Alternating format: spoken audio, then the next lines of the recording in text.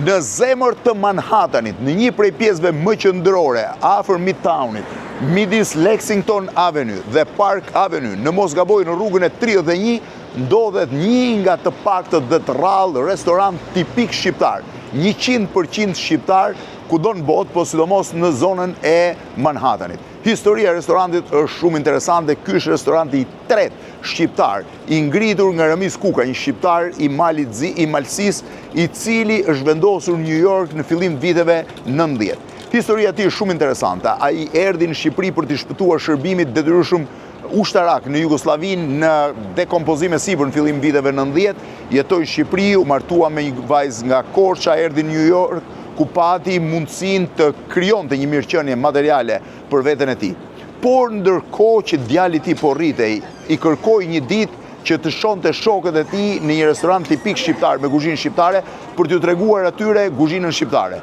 Ramizi u mendua dhe kuptoi që në Manhattan nuk kishte asnjë restorant tipik shqiptar, restorant të vërtet shqiptar. I mbetur në këtë mëdysje, pra se çfarë mund bënte, çfarë duhet bënte, ai vendosi jo të jepte një adresë djalit, po të ngrinte një restorant shqiptar.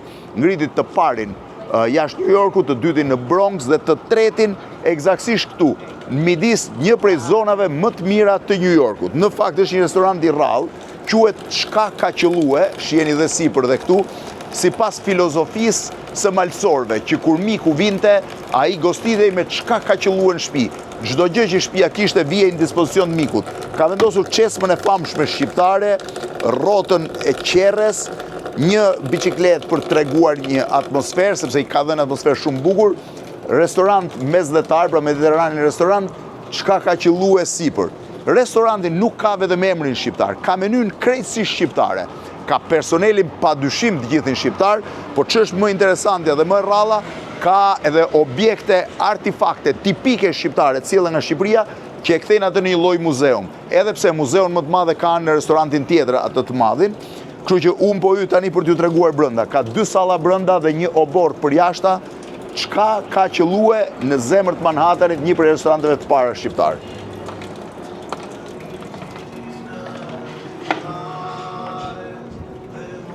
Restoranti ka disa nga vlerësimet e New York Timesit dhe The New York, ku flitet pikërisht për restorantin, edhe pjesa tjetër, edhe këtu, ndërkohë pren çmimet që ka marrë dhe vlerësimet, po të vini re ka disa nga objekte tipike shqiptare.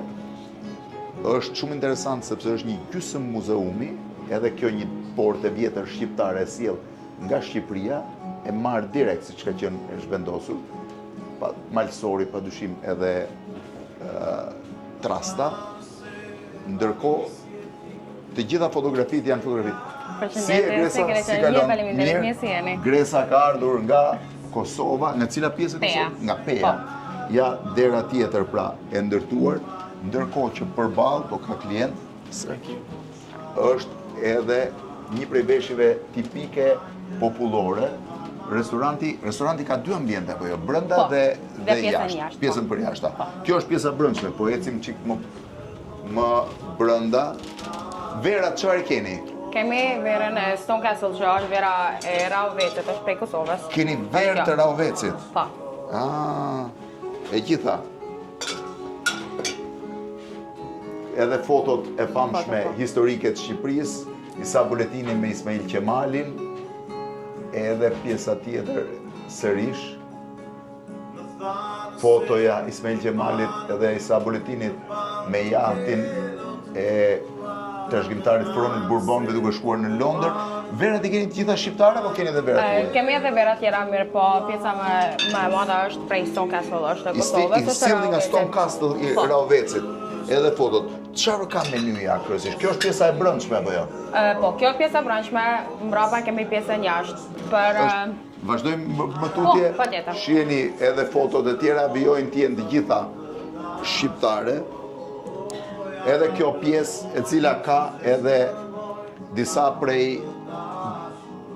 xhamadanëve origjinal, që po t'i shohësh, janë origjinal të kohës, janë veshje grave dhe burrave të fëmijëve, edhe pikturat e tjera. Edhe këto janë gjitha autentike shqiptare, të gjitha të sjellë.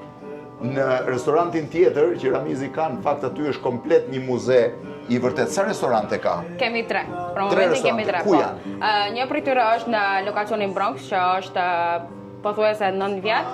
Tjetri është domethënë kë, edhe kemi të tretë në Stamford, Connecticut. Në Stanford është më i madhi? Për ata po, nëse që po. Për atë po, edhe me.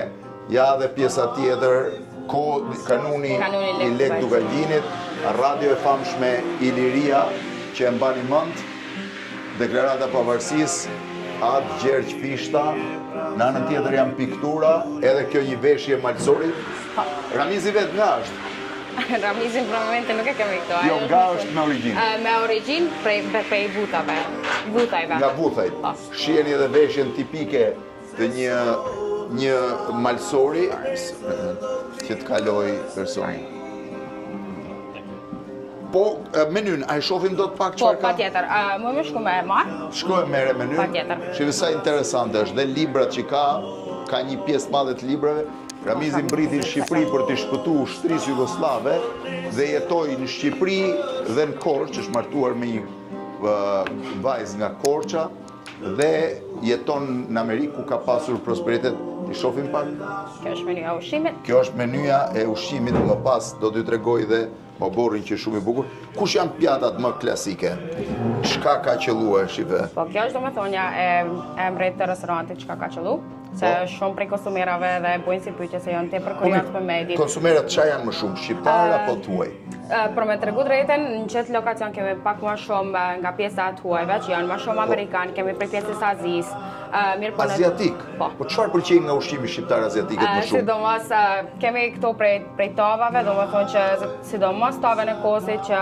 Tavën e kosit e hanë, absolut. Tavën e kosit, tavën e dheu, mazë e zjerë, speca në mazë, surgjuk në tavë, fasule, sarma, specat mbushur, mantja, kaçamak, gulash, leçenik, mantja edhe fli. Po flin ku e prodhoni? Flinë prodhojmë në restorant, do më thonë është që bëhet gat.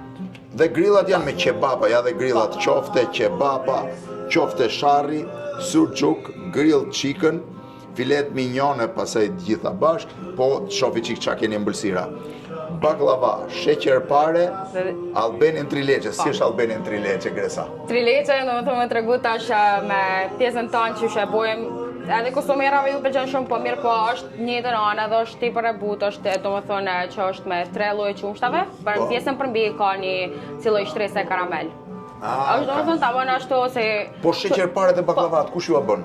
Sheqer pare i bojmë krejvat. I bëni krejt komplet, të gjitha krejvat, po. Ti sa vjet ke këtu? Unë që një vetë e gjysëm. Po restoranti kur është hap këtu?